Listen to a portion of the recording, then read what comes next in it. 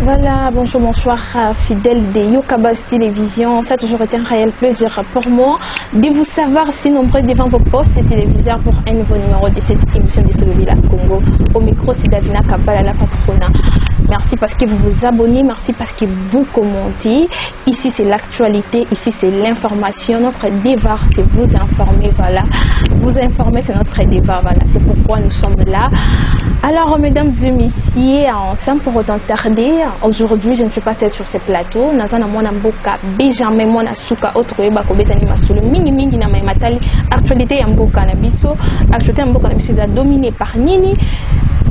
Sujet est tellement ébélé, mais on a consulté quelques-uns autres eba ko décortiquer ngona mwana mboka, Benjamin mwana suka. Voilà, il y a l'écartement, il y a Albert Yuma na la FEC est la Fédération des entreprises du Congo. Il n'y a pas que ça comme sujet, il y a aussi les États-Unis approuvé retour, il y a RDC na la Goa, c'est-à-dire la loi sur les développements et les opportunités des Africains. RDC de retour na la Goa, na Matali, par rapport à retour, il y a RDC na la Goa. Il y a aussi Dieudonné Kanyimbu qui a été élu en président de la FEC. Mesdames et messieurs, prenez Vinaye et Kozalani, Dieudonné Kanyimbu élu président du conseil d'administration de la Fédération des entreprises du Congo. Parce qu'ils ont ébélé pour développer un cacanacati à émission ya mukolo ya lelo. Avant de faire la caméra pour n'appeler ça mon amboka Benjamin mon asukambote, je dis merci à derrière la caméra Glody H4 pour ces belles images. Merci à notre DG Abéchole pour l'opportunité. Ce n'est pas donné à tout le monde. Merci aussi à vous tous qui nous suivez de loin, de près. Merci beaucoup. Voilà, continuez de vous abonner. Nous aussi on a déjà Glody à fond la caméra pour n'appeler ça mon amboka Benjamin mon asukambote. Mon amboka Benjamin mon asukambote na yo. Mbote na maman. Bonne santé. Santé za kitoko na souhaiter na profiter na ba caméra na bino pour na souhaiter balandinyo surtout ya Yokabaz TV bonne fête de la fin de l'année et joyeux Noël na bino surtout et na osenga na bango ba s'abonner massivement na profiter pour pesa mbote na Abéchole o azali kulutu na biso mukolo chaîne vraiment ba mbote belesika azali pour na initiative à malamu boy ko permettre biso pour parlementaire debout koza na chaîne oyo Ernest Toza pour so pesa la basangwa mboka to ya to so na ba imboka eza malamu mingi. Voilà, Abéchole mbote na yo place aux Ouami. Voilà, aujourd'hui il est le 24 décembre. J'en profite aussi pour nous pesa ba joyeux Noël na balandinyo so ya Yokabaz TV na ba abonné nyonso ya Yokabaz TV, joyeux Noël et bonne année 2021. Mwana mboka Benjamin mwana suka, grâce présidentielle entre Kamere et Edi Kapen. Pour na poni Edi Kapen. Pourquoi? Oui, na poni Edi Kapen parce que l'histoire de notre pays doit être mieux écrite. Il faut la corriger. Pourquoi? Tozali na troisième président o ezali Mzee Laurent Désiré Kabila kufa na ba circonstances moko mama ti le longa ina to ebindinga kufa te ba mso ba bete masasi ba so ba no ba kanga kachi ba no buma na Zimbabwe circonstances kufa la ebanité mutu pa buma ti lo ebanité mais to moniki ezana batumo ba kanga bango bazala niveau ya prison et basala banquette sur le big non les enquêtes se poursuivent si les autres y battent mais tout le monde des personnalités dans mboka na biso et Pascal Mukuna o asengi ba réouvrir dossier on a tout kato yeba muza ku fande ngeni to mo pe mutami balé Ibrahim Kabila o abimi mwana muza le big non bato baboma papa na ngai bazotambola boye na boye baza na prison za bango te. Moi je pense que na ba critère et dit qu'après je pense à ça il y a 20 ans la prison ou déjà ça la prison au dirigé pour na likambo oyo ya yebité bato baboma Kabila baza bazotambola po azomona to moni bato so bazaki na Norvège kuna to moni ba Shidibula bato wana nyonso to wana baza na Norvège bazobaki non biso to bato baboma Kabila. Moi je pense que grâce présidentielle vous allez bien venir et bimisa mutuloko là et dit qu'appelle de Libanda c'est liberté provisoire. Batika Vital Kamerhe. Non, Kolobate Batika Vital Kamerhe. Vital Kamerhe, ils allaient dossier Moussou. Vital Kamerhe Aza Moutoyo. Ayibi Mbongo ya l'État. Choix na Eken a dit Kapen, non? Choix na Eken a dit Kapen, maman. Na motivé per nani. Auto bengi réponse nanga. Na Kolobake. Bazo pour na Edi Kapen de té. Pour na sopending. Nazo pour na Edi Kapen par rapport à ma kandenge zali. Celui-ci c'est un escroc. Un voleur ou a yibi mbongo ya l'État et a gagné pièce contre pièce a koki ko démontrer bisoté. Selon source moko na kati témoin mboka selon source moko balobi que non la maman de Vital Kamerhe kinda ki pona kokutana na maman Denise pona ko prédiquer non si possible ba meka kozongisa tambongo ndambu pona ba yeba ko libérer mwana mboka. Non, ça se négocie pas comme ça. Moi je pense que la première dame a kinda ko rendre maman il y a Vital Kamerhe visite Nanaku comme étant Moutounion surtout. Je pense que Vital Kamerhe a été l'un des collaborateurs et chef de l'État. Voilà. Et je pense que Basagine va voyager passer par là, tout yébipé que non, Babeta Ramon Mounora Maman Denis Zali Swahili, Badanga va interpréter en ce pays en Nengenini, à Kenya rendre visite familiale. Denga pena rola mukana tongo le na bike non. Ah bon, na ke nekotala bana ndeko na ngai abe choli. Ça n'est normal, mais les gens ont voulu rendre ça on ne négocie pas avec un voleur. On ne négocie pas avec un voleur. Moi je pense que si Vital Kamerhe va restituer l'argent au à la caisse à l'État, c'est bien, mais la grâce présidentielle ils ont concerné été. Et Kobi Masko Vital Kamerhe n'est pas ce Marabouezali et Belé va compter à la place naïe. Pour le bazo banga yangoana. Vital Kamerhe azaki les sel na makambo o etali ce qui mutonte. Mais quand c'est passé belite, yango yo to baka Vital Kamerhe abima. Kokol ba pe Jamal. Ambazaki pe ka bango mi balete. Yango na so baté. Kokol ba pe Moyu mabima. Pour nous tenir yo pour tenir Vital Kamerhe. Ça yo za compétence na Vital Kamerhe boulaki nembongo. Vraiment. Voilà, mon amboka, merci pour l'éclaircissement parce que Batumsu Baluba qui selon ma source qui non, et Zakinde maman et Vital Kamerhe, et nous takina qui kota là, il y a quelques montants et mon année si possible.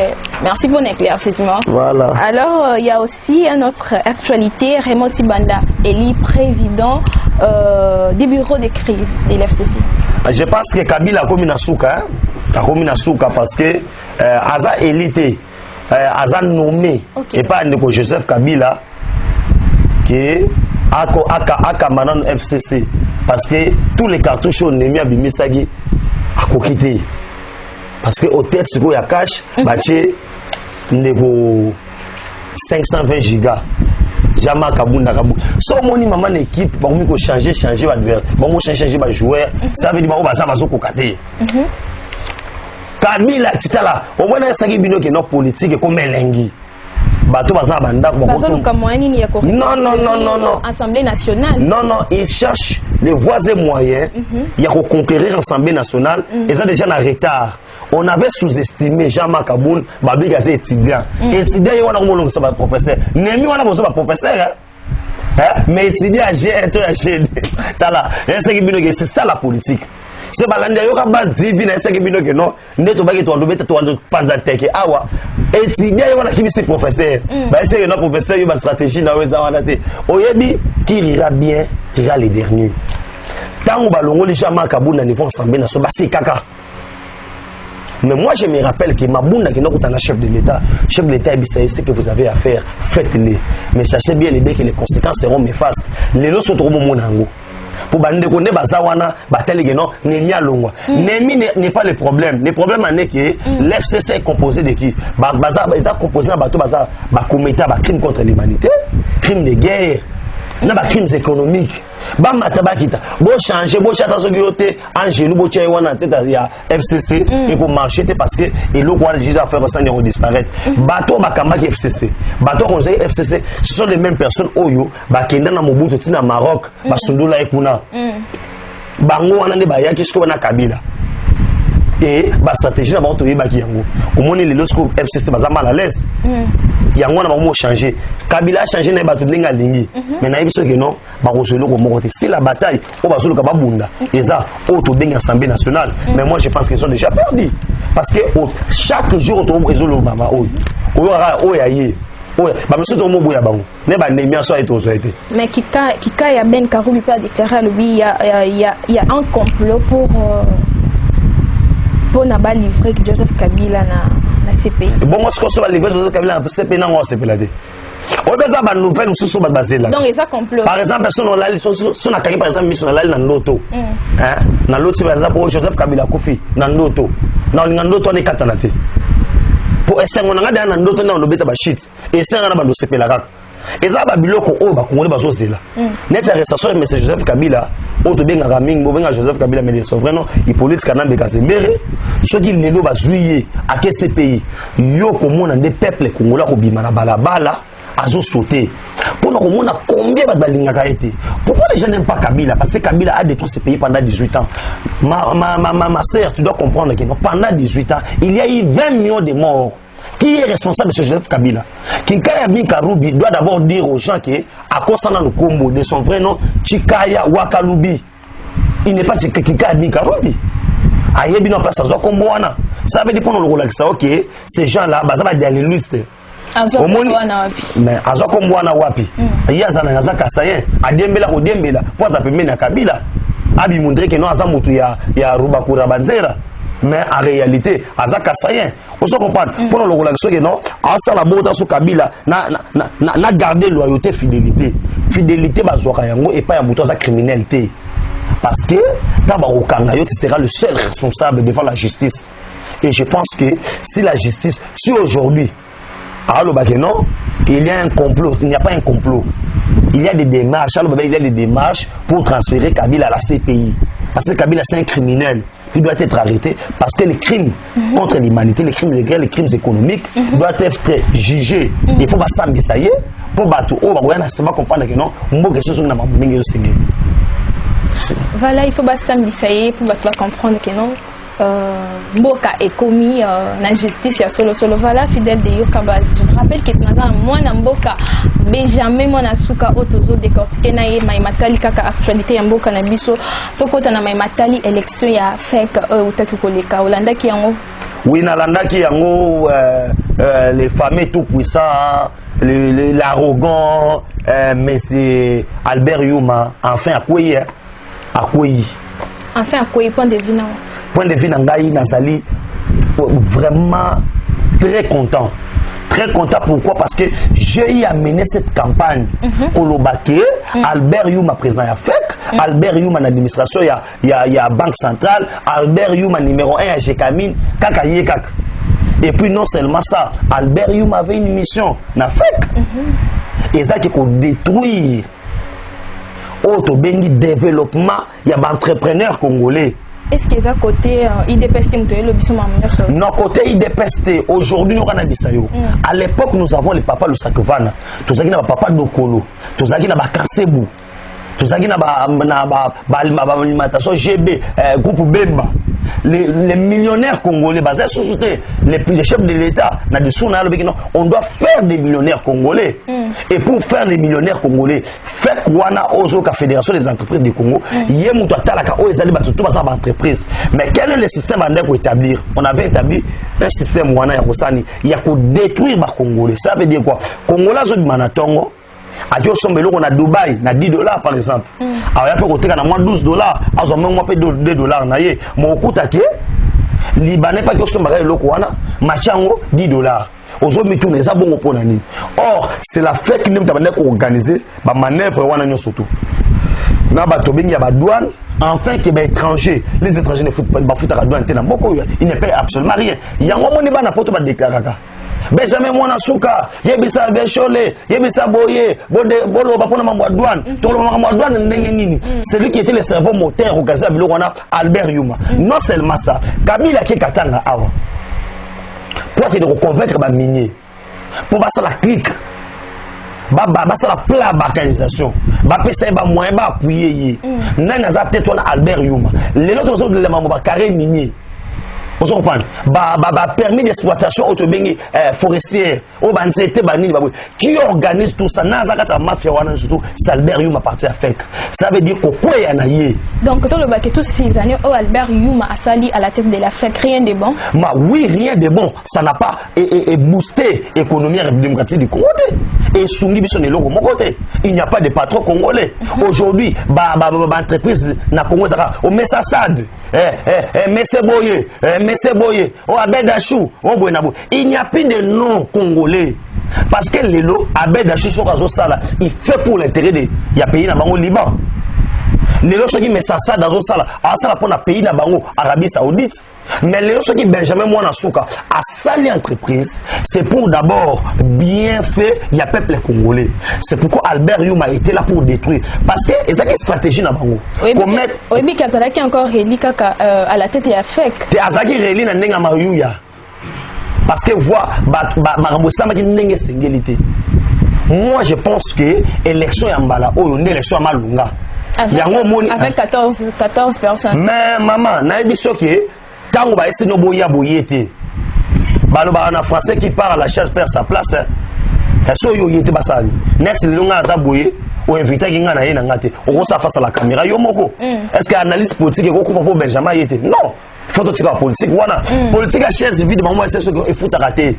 Il faut taka, mais il faut avoir des nerfs solides. Et le Benjamin Kabounda Kaboul. Le roi va piquer politique à chaise vide. Et au hasard Benjamin Monasuka, pourquoi ne pas organiser une élection avec autant de candidats quand tu face à la Kamoko? Non, parce que on va se présenter la critérium. Yo la biso est certain à ça de démocratie. Oui, c'est ça la démocratie. C'est ça même la beauté de la démocratie. Est-ce que vous comprenez que Félix Tshisekedi a instauré un véritable état de droit? C'est ça la démocratie, la vraie démocratie. Et aujourd'hui dans ces pays, aux abos à l'élection, au peuple congolais, à Liban, dans la match, oui. Non, oui, non, oui, non, mais on a dit ça les matins. Ça met la beauté de la démocratie. C'est pourquoi l'IDPS au pouvoir, comment va gérer un pays? Comment la démocratie va instaurer dans un pays? Il y a un tour en Makassi. Il y a un tour en Makassi. Mon nom est Benjamin, tous à la Kakawana, conférence des gouverneurs les 28 au 29 décembre. Oui.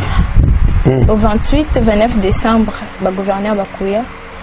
Point de vue na makanisi na bandi keno na conférence des gouverneurs wana bamususu bakotikala bamususu bakozala. Non, na conférence des gouverneurs on doit d'abord dire aux gens qu'on doit faire un bilan. Bilan il y a par rapport banda bakoma ba gouverneur. Au côté ba gouverneur mususu azana niveau za gouverneur té. Net Zoé Kabila. C'est pourquoi vous avez Kabila niveau za gouverneur ata yomoko. Oza contre Yeka. Non, non, naza contre Yete. Naza contre mode de gestion. Je suis contre mode de gestion et Richard Mouyes Manguez Mas. Naza contre parce que nos provinces. Jamais on a soukato qui non vraiment qui non. Batunyo so batambola kina l'ancien président Joseph Kabila bazaki kaka na gestion bien été dans bazo mérité. Non, yo yebisinga ina pesa yo exemple, na pesa exemple à Zoé Kabila. Quelqu'un mon collègue investisseur na yé. Non maman, il faut comprendre. Ma problème est até. Mon collègue investisseur ya Zoé Kabila. Zoé Kabila dans l'Assemblée nationale. Baninga bazarata qui sont pour Amegato Tombol. Qui sont contre Batalata yé, qui sont pour à Tombola raté, qui sont contre à Tombola raté. C'est que moi les kakawana, et ben non les tu vois, ce mutu ya bongo, bakamati province ma pesi. Pour naïe, qu'on gère province, ils ont la tenue militaire. Mukolo investisseur naïe, ngana sana batu oba wala ngana yoka base TV na zali na audio. Attends moi na deuxième primaire. A autant à bon français. Un gouverneur incapable. C'est pourquoi c'est ça les gouverneurs. La province ne va pas avancer. C'est pourquoi les gens déplorent. Bah, je sors ma province, la mission. Parce qu'on avait mis des gens par rapport à la coloration politique. Même Yemoro Zoé, taba cheki au gouverneur boyena boye yemo anu mo ndaki no mutoke gobimaye la preuve année ba boya ko tia image ya mukolo ya discours investisseur na ye mais to so ba audio pour ani eza catastrophe soki ndeko na ya mobali o to bengi Joseph Kabila pour ça la discours na ye il fallait réunir 17 professeurs. Comment 17 professeurs wana soki le biga République démocratique Congo bakati baluka basangisa Kabila a fait 17 heures du temps pour na asala discours na liboso secrétaire de la nation mais ce qu'on ne connaît mobile bana niveau T quelqu'un qui vous dit que ton côté qui na famille à Mosé na 1997 mais il wana batie gouverneur est-ce que Zoé Kabila qui défend le budget ceux qui les losi Zoé Kabila ceux qui a l'interview wapi interview moko boye état que gouverneur de province Zoé Kabila sala yango ngana tie yoka base TV ba landi bolanda biso na biboye to luka Zoé Kabila to chaïwana to komangai na demande d'emploi vous citez comme incompétence mais bah gérer quand même Mboka pendant 18 ans avec tous ces voilà si qu'on fait mon acquis comme ils ont géré le pays pendant 18 ans le pays a fait quoi a retourné en arrière c'est pourquoi Joseph Kabila nous avait dit que non ceux qui vont meki le Congo va retourner 50 ans en arrière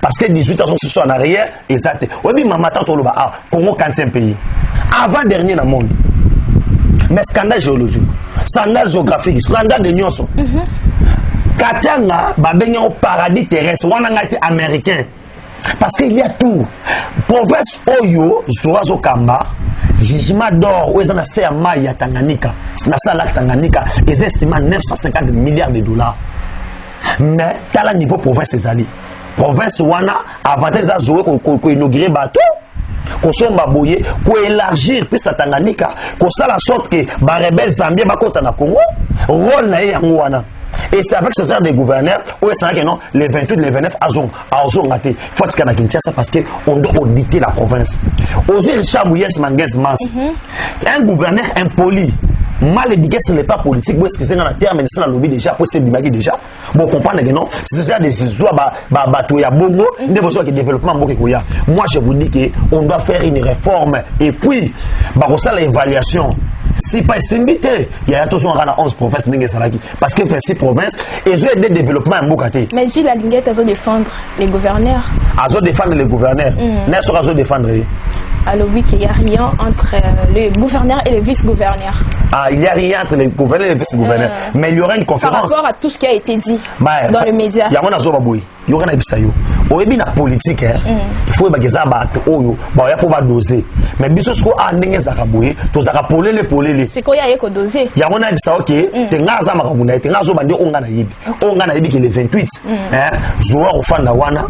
A Romona pena pour conférence de près il y a ba gouverneur mutakambanga président de la République président va na katikati boy na mupanzi boy ebera directeur de cabinet na mupanzi boy amoni Gilbert Kakonde ce ba webi c'est non Zoé fanda na bimisa bila wana mambo au conseiller zarater au secrétaire communal zarater za yo moko loba aloba na monoko ni des problèmes ya ngwana il faut y baguer maman a ozangelo ko nya loba c'est pourquoi na zo so non et cause la affaire parce que belé ba ozonga te ebele ba ozonga te ebele tangika de te kasi ebele banana det ngi na tangelo 3 4 5 pour bakima bayati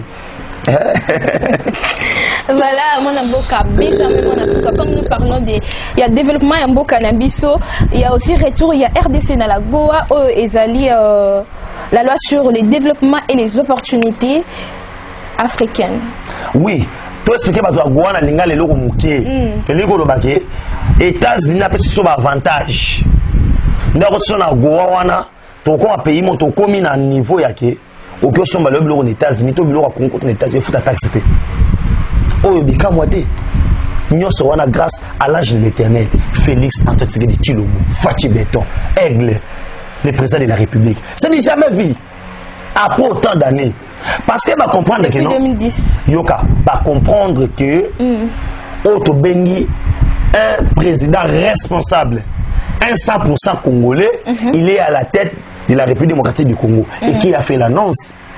L'ambassadeur des États-Unis d'Amérique, Mike Hammer, Nzita, Mundi Bouyaba Congo. Hanosaki Yango. Et Naza très content pour moi parce que la République démocratique du Congo, la présidence de l'Union africaine a participé à les sous na sommet à G20. les 20 pays les mieux industrialisés du monde. Pour vous dire quoi? 2020, année à défi, année à social. Congo est comme elengi. Bajen ba reçoit misala, nzali kusila na mboka, passe kusila. Yango na zana esengo et na PCP na muka koswa na auto bengi na kombo ya Mike Amer Nzita Mundi Baba Congo. Voilà, Mike Amer, bah merci de la part il y a Benjamin Mwanasuka. Voilà, Ndeko Benjamin, petit à petit déjà nous chutons à la fin de notre émission maintenant. Avant de coma, il y a aussi un autre sujet qui est déclaré par Monamboka Adolphe Muzito Alobi. Le Parlement illégitime ne peut pas aboutir à une majorité légitime. Déclaré Monamboka Adolphe Muzito. Est-ce que Monamboka Adolphe Muzito comme on a comme si président de la République a une compétence de maintenir la relation?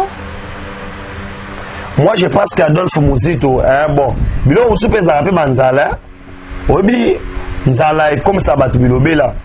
Et moi je pense que Muzito n'est pas un donneur de leçons dans ces pays. Il a été premier ministre qui a été le bilan. Bilan n'est pas au ma pango au somba manini. Bande on a pas boskize ngai ngana koma na kikwiti na kota na hôtel Muzito. Balukela nga savon ya munga na koluka. Qu'est-ce qu'il a fait de notre province? Qu'est-ce que Muzito a fait de notre province? Quelle est la gestion au Muzito a recoupé sa bilan tant qu'il y a premier ministre? Les années, Adolphe Muzito au service de Kabila. Muzito nous dit Maramou, oh, solo bawana, oh, y'a parlement. Aïe, ça biso na complot la monnaie Martin Foll pour la rébellion na Nine, l'Équateur, et ceux qui wapi. Pourquoi il ne veut pas parler de ça? Tant qu'on va comploter Boutou, au service de Kabila, Boutou peut mourir. Est-ce que Adolphe Muzito n'a beaucoup? Azam Torpé, c'est son leçon. Moi, je pense que quand il dit la majorité est légitime, il fait allusion à quoi? Il fait allusion à quoi? C'est n'importe quoi. Il ne faut pas passer à la presse pour passer à la presse. Moi, je pense que tout a été fait pour conformément à la Constitution. Patrick Ikani, merci à Mingi. Parce qu'aujourd'hui, Constitution n'a pas ils ont un livre belé. Et initiative via Patrick Ikani. Merci beaucoup parce que vous avez multiplié. Bino batuto bolanda biso partout dans le monde. Boana posa ya kokota boko so pena libuku mobeko likonzi ya mboka.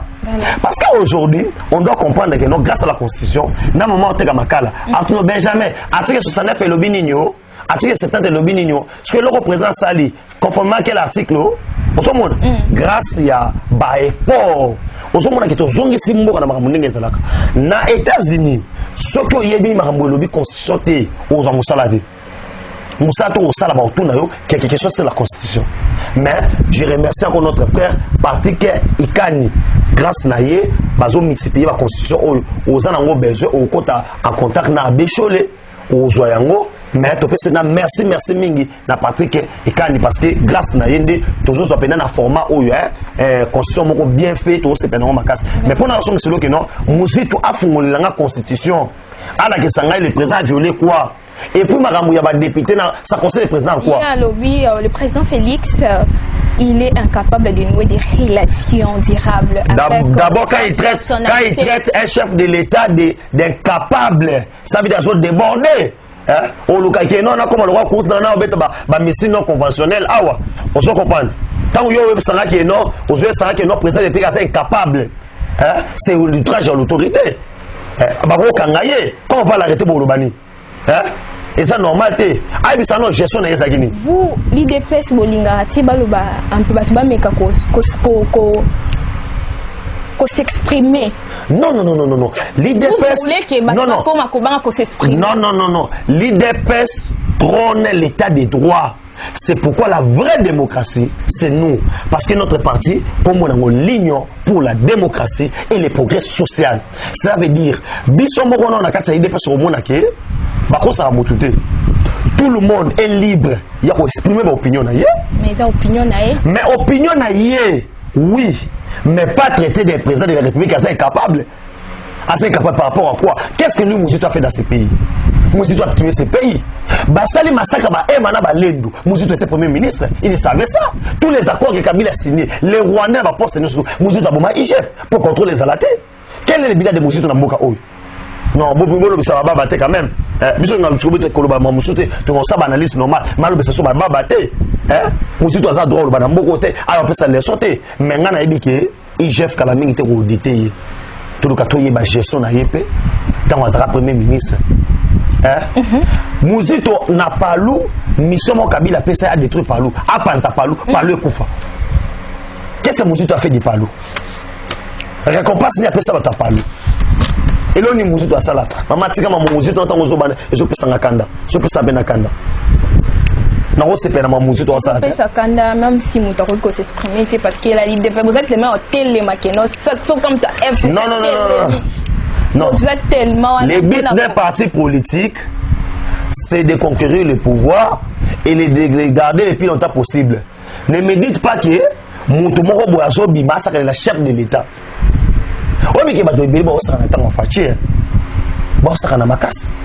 Aujourd'hui, quelqu'un a roté Malobina et patati. Opposition. Il n'y a pas que Mouzito, il y a aussi Alain Chikumba. Wana suma komo nini wana. Comme moi na tato dubina katna vina to tinya batba yeba ngote. Ndeso nani wana. Chikumba ndina. Mama na yo mo mutongo. Alain Chikumba asa candidat maléré. Yo mo lobika candidat maléré. Omoni Chikumba no zolo bata na vina bango ba ebiete. Nous autres na vina ma dans 4 ou 5 personnes. Dans un dame tout candidat maléré. Ça veut les peuples congolais après ça qui va voter. Après ça voter pour passer une aventure. Alain Chikumba traite l'union sacrée de l'escroquerie. Ouais, pas éviter. Si traite de l'union sacrée pour l'escroquerie, ça veut dire qu'il n'est pas Kabila. Qu'il n'est pas Kabila. Soit d'autres temps escroquerie pourquoi? Parce que les peuples congolais récupèrent le pouvoir. Parce que le président de la majorité. Ça veut dire c'est Kabila qui dirige, c'est Kabila qui fait ceci. Au moins qui était derrière Kabila. Et ça passe dans le babongo. Parce que les consultations au chef d'État initial qui union sacrée, on a rassemblé Batunion surtout. C'est pour la toute première fois. Kiti Oyo, Moïse Katumbi Afandi, Chegipa Yofanao. C'est significatif. Et aujourd'hui, tous les peuples congolais n'ont pas s'intéresser à la politique. Et je pense que le chef de l'État a été bien clair dans le discours où il appelle ça qui compte rendre la consultation. Et Zali, Otobengi, les Sanga et Batunion surtout. Ceux qui ont dit que tu n'es pas partant, il ne faut pas traiter Batouké non, escroquer, il y a chez Kumbazani. Ou bien escroquer non. Azor combien d'élections? Bato, chez Kumbana, Bazar candidat, Kabila finance mon pauvre, Babima, Babouye, Naïbi. Azar combien de personnes à Simanaï? Parti n'est comme on a dit. Parce que Kabila Rwanda. Ou bien ça, Bato, soit fan d'un nara, moi, quel recette. Ou bien l'autre option, caméra de comme belé. Vous comprenez? Moutafani n'est qu'un nara, n'a pas le batabou. Quand même le téléphone, hein? Même téléphone. Voilà. Et là, on a un téléphone, il y a le bureau et le bela. On va venir sur toi. Alors, on a un bouton. Fachina Badon Barabo, on a un sala. Sinangata, Naban, Nakomata, administrateur. Ah, bon, on va le yo sana musala musala ba munde lango ta munza masala nango blagita so mon musito asa na sone la ke non ba benga ngata butu to bengo butu te les consultations c'est là qui tout à ce moment oyo sama na 2021 point barre. Voilà mon amboka Benjamin mwana suka Glody H4 que nous sommes presque à la fin de notre émission. Aujourd'hui, il est le 24, demain le 25, c'est Noël.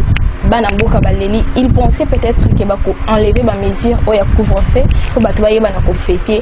Mais à leur grande surprise, docteur Etenier a annoncé qu'il va enlever mesure de mon côté pour le bien du peuple. Est-ce qu'il y a un peu comme moi, je pense que si on a initié le couvre-feu, c'est pour le bien du peuple. Parce que nous avons des actions, actions sanitaires. Le malade a su écouter pendant la bandingue mobile. N'ingé tout le monde a Italie 11 000, 12 000 morts. Vous serez le premier à traiter chef de l'État qui il a été incapable. Sauf le Donald Trump, il a eu des problèmes aux États-Unis parce qu'il n'avait pas pu gérer la crise. Il y a Covid-19. La maladie est réelle. Et deuxième point, tout le monde a awawa. Bafou ya bandingue la bandingue. Soit des gens qui sont des rebelles. Et moi je pense que Congolais ça veut dire parce que quand on vous dit que non, bah journée au bandit de 5 heures, c'est 21 euros fêté. Moi je pense que le 25 décembre, on va nous fêter dans 6 heures. On a annoncé déjà la news sur Yoka Base TV. Demain, nous serons bien en direct. Nous avons Massina, quartier 3. Où tu partager moi Liba, moi Loso, moi Maï, Naba, Bano Orphelin, Bana Bazé Orphelin point. Parce que Kabila Boa Papa Nabango. Kabila c'est moi Nabango. Kabila c'est que Bana Bako Mabongo. Et yo web sanga que non, ba lever message pourquoi non? Ba message c'est très important. Ozo mona que à partir ya couvre-feu wana, tozo dénicier ba bato belé, net bato ko mokanga bato bakanyo na ba tubo poison ba boki na balabala. Ozo mona bato ba balandi na biso surtout bana mboka ba balanda biso été. Je pense que ba mesure wana restreindre liberté na biso 21h, c'est difficile. Mais nous devons vivre bongo. Pour vivre bon parce que ils ont c'est bon. So bambo za confinement ti le ba lobale. O ba bimagade. Bamso ba traiter on copier coller. Copier coller non. La maladie existe. Ça blaguité. Covid. Ah, quelle maladie babé. So ya biso ba kisamso Covid na batama boma. Na batama boma. Ah. So ye ba so batama boma na bazio ba salo babé. Kito côté. Rôle ya président de la République ils ont protéger population. Moi je pense que ma mesure on est qui toko. Je vais saluer encore le docteur était longo na mesure on a c'est à sentir parce que chose à voilà les docteurs étaient ni longondo c'est qu'à sentir fidèle de partout où vous nous suivez aux Mboka na biso Congo. Essayons de respecter les mesures qui a été prises hein et pas bakonzi et ça toujours na cadre il y a bien na biso voilà. Nous sommes à la fin maintenant aussi saboter mon Mboka Benjamin Monasuka. Martin Fayulu annonce un discours il y a fin d'année. Ah maman yo lingo bébé c'est émission. Au moins émission va se pela kinango. Ba comme so kotanga ka yango te. Obi na rolo ngwana miko na kati na émission. Non non non non non non non non non. Moi je pense que théâtre politique et au marché il doit d'abord donner des explications et pas peuple congolais. Il a voulu faire la rébellion, ça n'a pas marché à l'Équateur. Et nous savons tout. Les Rwandais, maman tout est bien. Quel est le discours qu'il va donner? Hein? Il va donner quel discours? Discours tout c'est la moko. Auto est besoin de discours. Le président vient à la fin de l'année a souhaité avoir meilleur vœu, la peuple d'ailleurs. Je vous annonce aussi ici on aura une émission d'ici les 30 pour nous un peu bilan il y a 2020. Ah oui oui oui oui oui. Je pense que Rosa les 30 moi je serai sur les 30 pour nous les 20 dans l'année 2020 discours bilan nani émission bilan pour tout la Sabino ba point surtout oyo pour conquérir parce que 2020 les agifs année ya fingwa tekele et bilo abeta ma question dans le président Eli le président Eli doit la mugeza sauté un discours à fin de l'année te la mugeza sauté ekufat la mugeza kufa ezara wapi parce que bato ando sa force na bakenda muta pesa kombo le président de Félix Tshisekedi Tshilombo alongwa na arrête ça signature nani Mouzi nani Japé Bemba Moïse Katumbi bazaka ta union sacrée soyez besanga la mugeti kani na on financer mata fa la valo bela la muka aibisa biso na mbongo o Moïse Katumbi apesaka ye asa la campagne ai la biso na rapport na et en plus a déclaré qu'il est empêché pour voyager par rapport à Maman couvre-feu. Yo na moni ozolo belemi ngolingage makasi. Non en fait azamona mboka. Azamona mboka. Ici nous sommes l'église. Yo ne mtolobi. Oro défendre mambolo bana te. Pour biso tozaba frère. Azamona mboka. Ah tika na mama. Azamona mboka. To yebi ne batu. Ici nous sommes pas pour ou contre. Non moi je non non non. Toi tu es journaliste, oza position na yo. Oza na bato position ba question tout na ngai. Ngana obite ko za pour biso. Mais ngana pesa na analyse ma mundenge ezali. Pour to be ba kana Congo na développerie, ba na Congo na kimokolo. So tuni ba classe no banani ba yebite. Bobita bil na. Net nani. Net mutozolo ba wana. Pour nga ko kota ko mona na ko ya buka na mino. Ko so comprendre. Mama tikala. Voilà, fidèles de Yoka Base Télévision, nous sommes arrivés à la fin de l'émission d'aujourd'hui. J'avais le plaisir de recevoir pour vous sur ces plateaux Mwana Mboka, Benjamin Monasuka. On a fait merci et belé pour invitation à Mwana Mboka. Nous sommes arrivés à la fin. Merci pour l'invitation. Merci beaucoup Nabalandi à Yoka Base TV. Merci beaucoup à les grands caméramans Glody, un ami de longue date. merci beaucoup na yo Tara Moussa Kitoko na Otolobi Yokabas TV et na roisa ba imboka keno mboka na chose kende bien grâce à Félix Antoine Segedi Chilombo Fachi Béton mais na roisa bino keno bino to bozolanda biso aux apostles de la constitution de Ngazanango parce que bitezanine kopanza sango biseka no surtout il va bien fait à la constitution mais ça moi na mboka mo asungi biso pour imprimer yango na niveau ezali aux apostles de la constitution oyo bongo na kombo ya Patrick Ikani mais aux apostles okutana kozwa yango numéro na biso ya téléphone ezali plus 243 9 70 40 89 57 plus 243 9 70 40 89 57 obenganga Benjamin mwana suka oyo bandeni ya kozwa constitution oyo merci ba imboka boyeboza na kimia na pesi mbote na ndeko nanga Sadam à partir Afrique du Sud na bosanité oyo to bengi maman na ngai Lumière Tumba hein na ya Los Angeles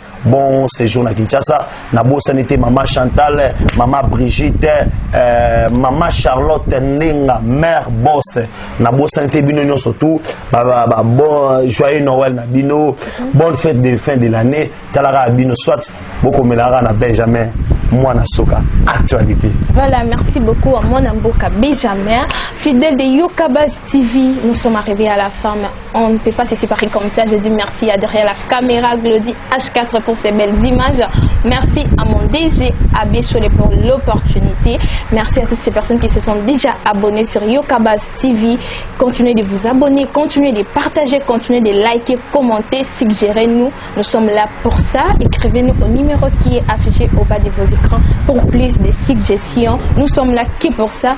Moi et vous, on se retrouve à la prochaine. Merci.